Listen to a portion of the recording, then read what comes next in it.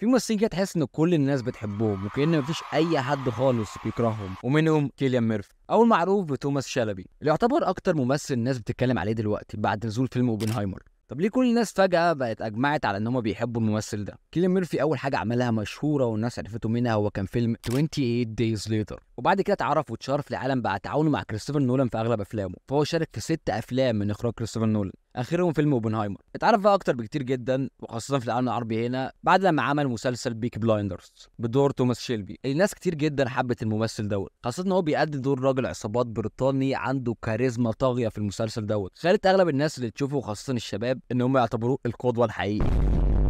نفسي بس اي حد من محبين بيكي بلايندرز وتوماس شيلبي يشوفوا فيلم اللي هو بيمثل فيه بدور واحده ست متحوله الجنسيه، يعني بلاش السلام عليكم.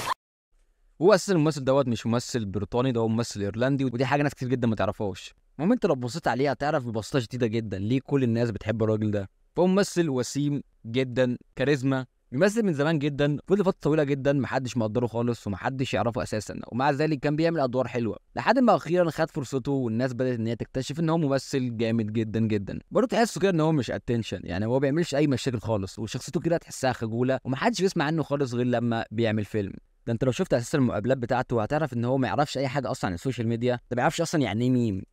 Are you aware of the disappointed Killian Murphy meme on the internet? The what? The disappointed Killian Murphy meme.